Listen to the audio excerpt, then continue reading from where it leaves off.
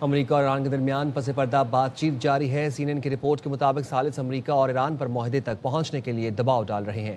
پیش رفت سے متعلق آئندہ چند روز انتہائی اہم ہیں۔ امریکہ اور ایران ایک دوسرے سے اتنے دور نہیں جتنے نظر آ رہے ہیں۔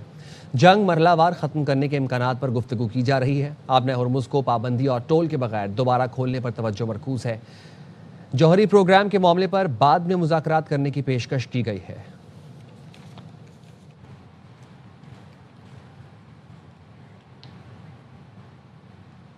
ایران کی نئی تجاویز پر صدر ٹرمپ نے نیشنل سیکیورٹی ٹیم سے مشاورت کی ہے۔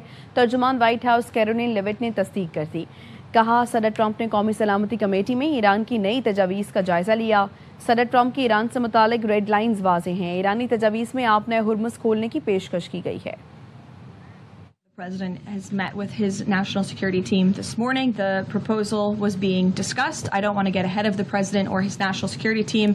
What I will reiterate is that the President's red lines with respect to Iran have been made very, very clear, not just to the American public, but also to them as well. Everyone who has a voice and a platform across this country, whether you're on television, a podcast host, and when you have mentally disturbed individuals across the country who are listening to this crazed rhetoric about the President day after day after day, it inspires them to do crazy things. And unfortunately, it's not just the media, it is the entire Democrat Party has made their pitch to voters across the country that Donald Trump poses an existential threat to democracy, that he is a fascist, and that they compare him to Hitler. I mean, these are despicable statements that the American people have been consuming for years.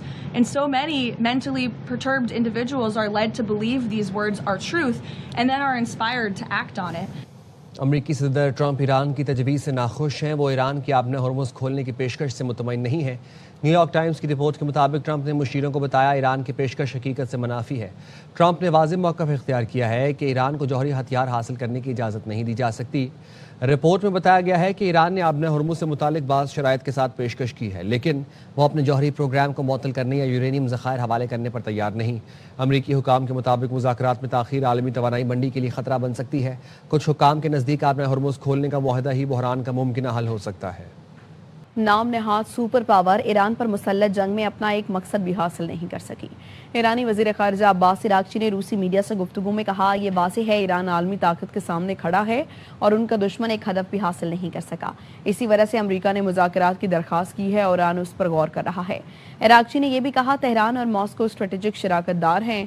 روس ہمیشہ ایران کی حمایت کرتا ہے۔ دونوں ملکوں کے درمیان تعاون جاری رہے گا۔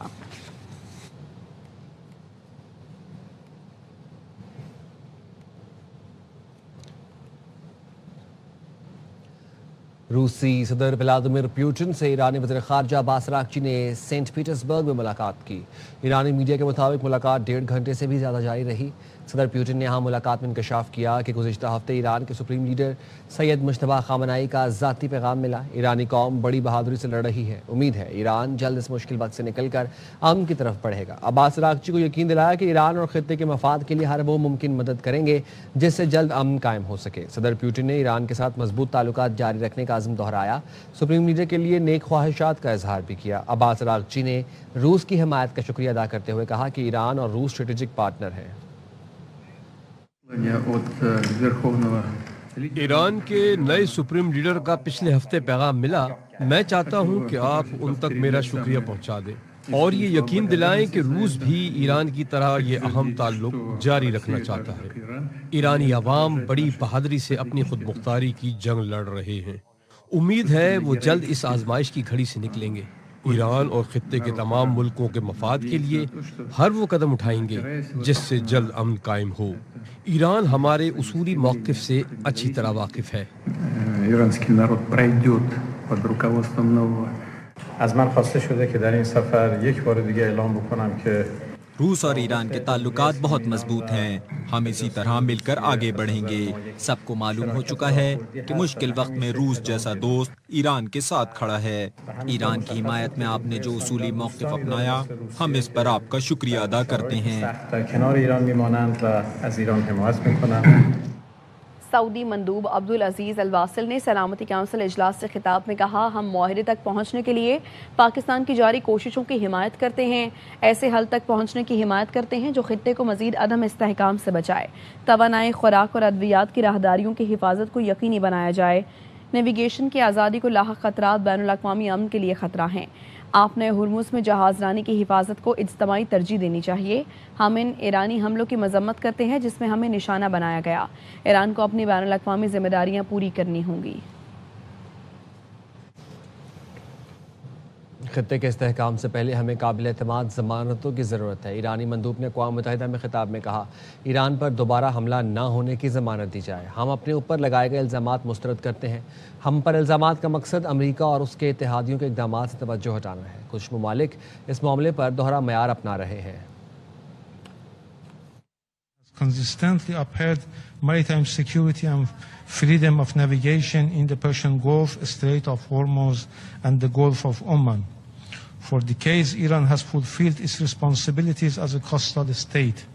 Since 28 February, the United States and Israel have waged an unlawful war of aggression against Iran in violation of UN Charter, disrupting maritime security and threatening regional peace.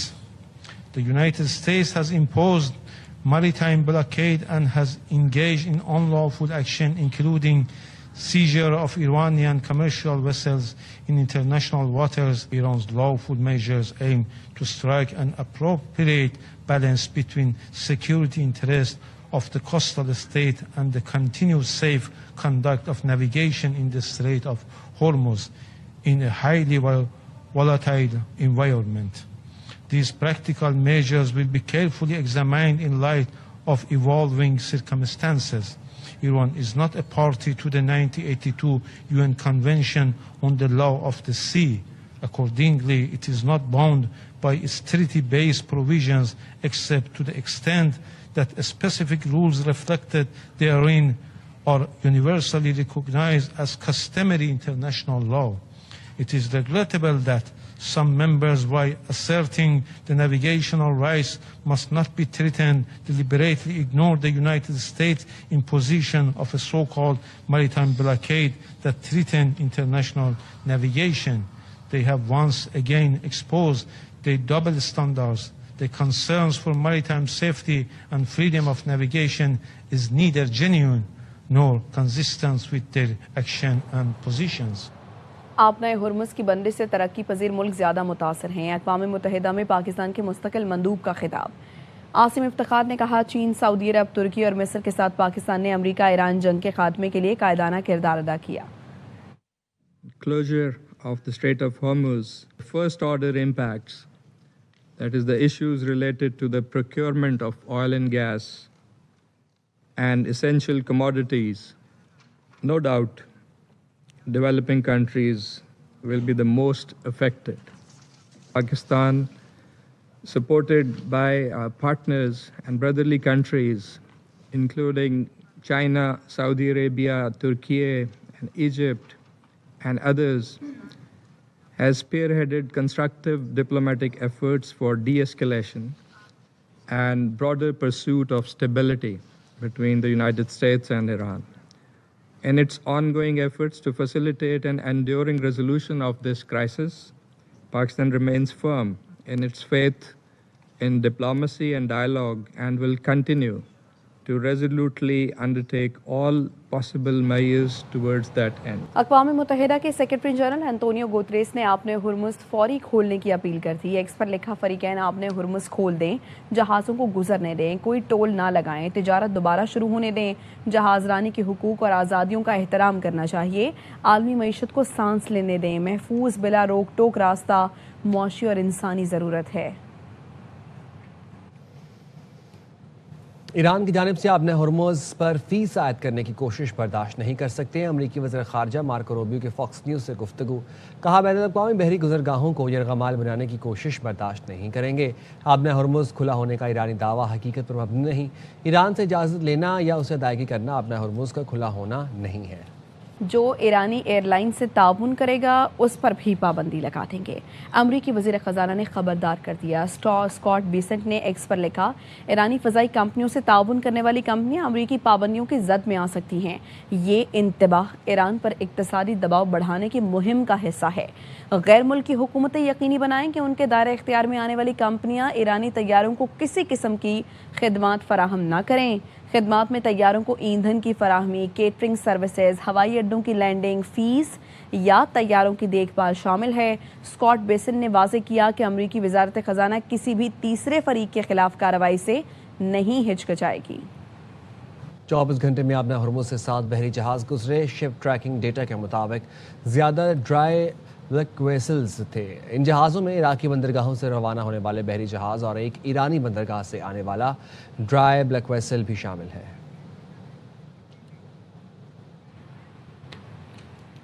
सदर ममलिकत आसिफ अली जरदारी ने माओ जे तुंग को आबाई शहर शाओशान का दौरा किया। चेयरमैन माओ के मुजस्मे पर फूल रखकर इनकलाबी रहनुमा को खिराज अकीदत पेश किया।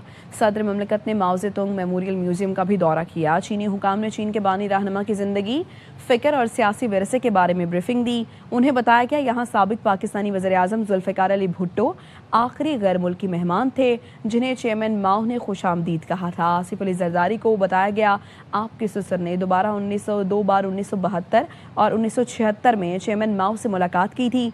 सदर ममलिकत ने चीन की इनकलाबी तारीख पर मुश्तमिल तस्वीर, रिकॉर्ड और नवादरात का मुआयना किया।